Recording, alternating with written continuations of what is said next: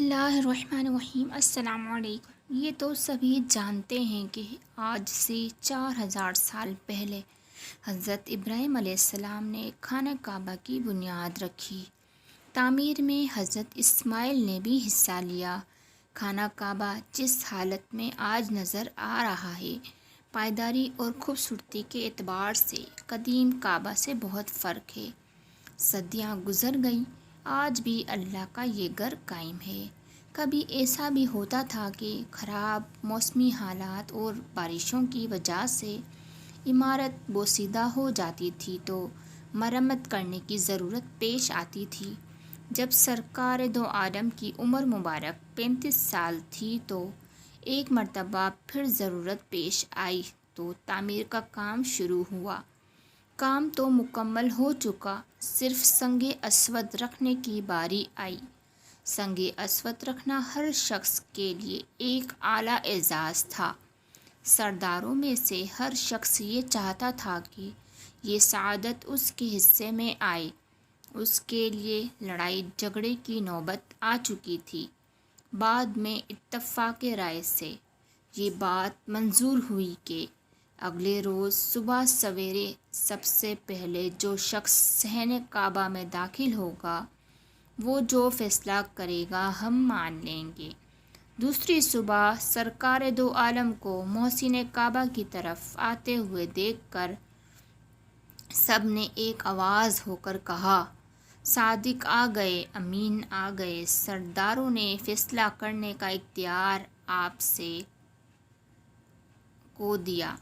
آپ سے ثالث مقرر ہوئے۔ آپ صلی اللہ علیہ وسلم نے ایک چادر منگوائی۔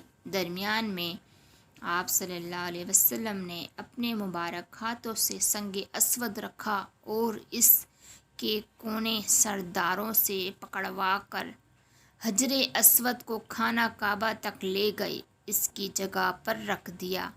آپ صلی اللہ علیہ وسلم کے اس منصفانہ فیصلے کی سب نے تعریف کی۔ رسول اکرم صلی اللہ علیہ وسلم کا ہر لمحہ اور ہر وقت عبادت الہی میں گزرتا تھا۔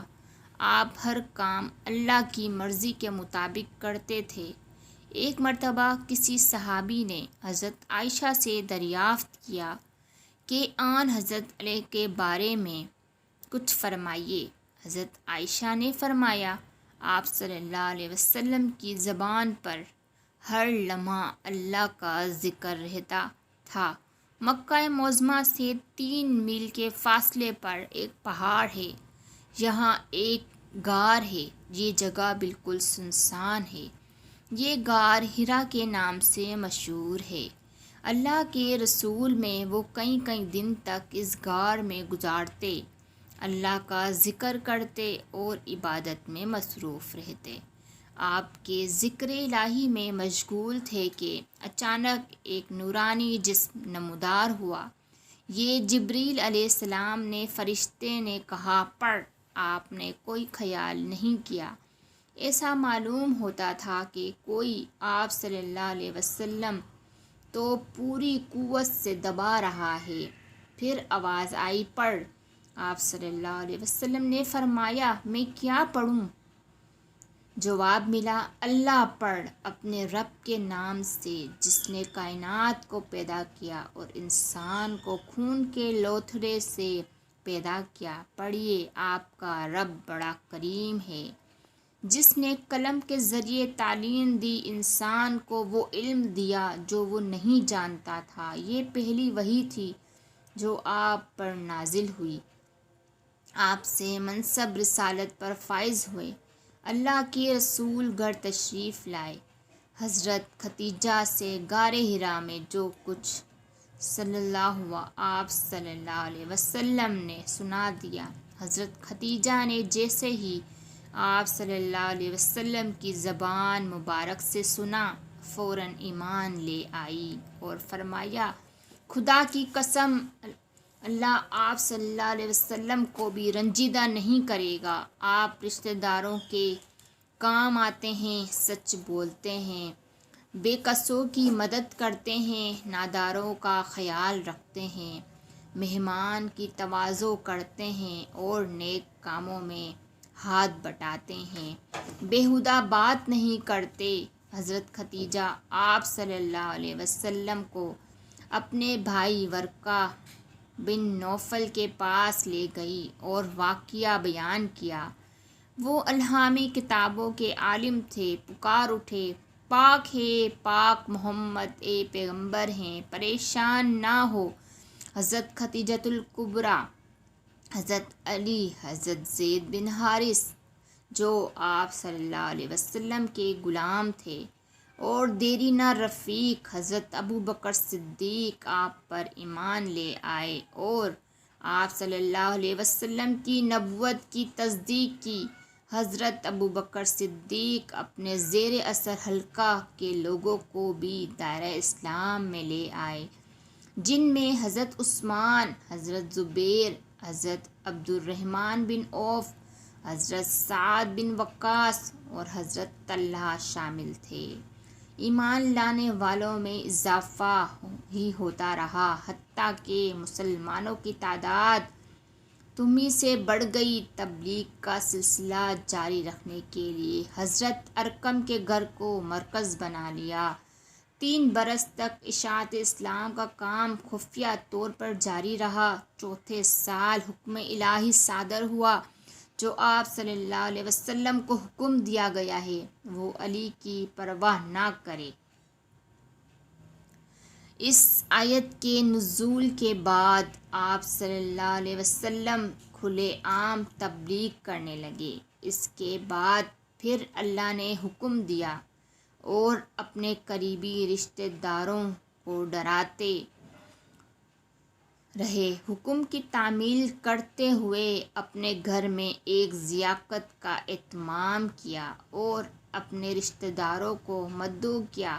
کھانے کے بعد آپ صلی اللہ علیہ وسلم نے تقریر کرتے ہوئے فرمایا، میں وہ چیز لے کر آیا ہوں جس میں دنیا اور آخرت دونوں میں بھلائی ہے۔ پھر آپ صلی اللہ علیہ وسلم نے مہمانوں سے پوچھا، ایک نیک کام ہے، اس میں کون میرا ساتھ دے گا؟ مجلس میں خاموشی چھا گئی، جواب کسی سے نہ بن پڑا۔ اچانک حضرت علی اٹھ کھڑے ہوئے اور فرمایا، میں عمر میں کم سن ہوں لیکن میں آپ کا ساتھ دوں گا۔ حضرت علی کے کہنے پر لوگ ہنس پڑے، کچھ نے تو مذاق بھی اڑایا۔ مجلس پر برخاست ہو گئی۔ ایک اور موقع پر آپ صلی اللہ علیہ وسلم نے عزیزوں کو متوجہ کیا۔ آپ یہ کوہ صفا پر چڑھ گئے اور قریش کے لوگوں کو ہر ایک کا نام لے لے کر پکارنا شروع کیا۔ جب سب جمع ہو گئے تو آپ صلی اللہ علیہ وسلم نے ارشاد فرمایا، لوگو، اگر میں تم سے یہ کہوں کہ اس پہاڑ کے پیچھے ایک مسلم لشکر جمع ہے اور تم پر حملہ کرنے والا ہے، کیا مجھے سچا سمجھو گے؟ لوگوں نے جواب دیا، تمہیں صادق اور امین پایا ہے تو جو کچھ کہے گا سچ کہے گا۔ آپ نے فرمایا، تم کو ایک خدا کی جانب بلاتا ہوں اور تمہارے دلوں میں جو وہم ہے میں اسے دور کرنا چاہتا ہوں۔ میں تمہیں خبردار کر رہا ہوں کہ کفر و شرک سے باز آ جاؤ، ایک خدا پر ایمان لاؤ ورنہ تم برباد ہو جاؤ گے۔ تم اس دن سے ڈرو جب خدا کے سامنے حاضر ہو کر اپنے اعمال کا حساب دینا ہوگا۔ قریش آپ کی زبانی حق بات سن کر حیران رہ گئے اور آپ کے چاچا ابو لہب دین اور بت پرستی کے خلاف آواز سن کر طیش میں آ گئے۔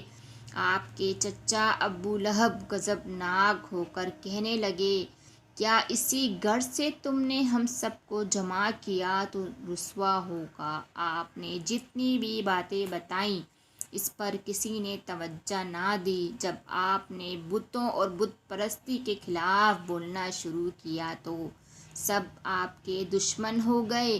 ایک دن رسول اکرم کعبہ میں بیٹھے ہوئے تھے، کچھ فاصلے پر آپ کے مخالفین بھی بیٹھے ہوئے تھے۔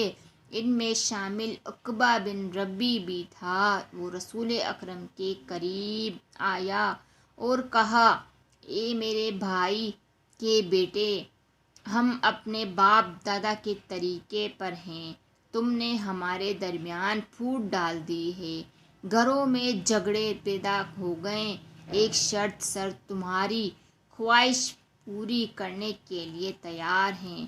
وہ شرط یہ ہے کہ ہمارے باپ دادا کے دین کو برا نہ کہو اور ہمارے معبودوں کو برا نہ کہو، جو کچھ مانگو گے ہم دینے کے لیے تیار ہیں، جتنی دولت مانگو گے ہم دیں گے، بادشاہ بننا پسند کرو تو بادشاہ بنائیں گے، ہر کام میں تمہاری مرضی ہوگی، بغیر تمہاری مرضی کے کوئی کام نہیں کریں گے۔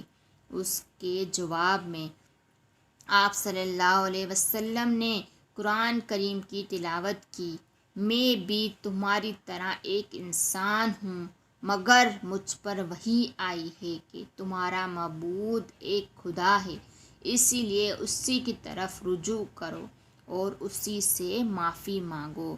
اور افسوس ہے مشرکوں پر جو خیرات نہیں دیتے، آخرت پر ایمان نہیں رکھتے، البتہ وہ لوگ جو ایمان لائے اور نیک عمل کیے، ان کے لیے بہت بڑا اجر ہے جو کبھی ختم نہ ہوگا۔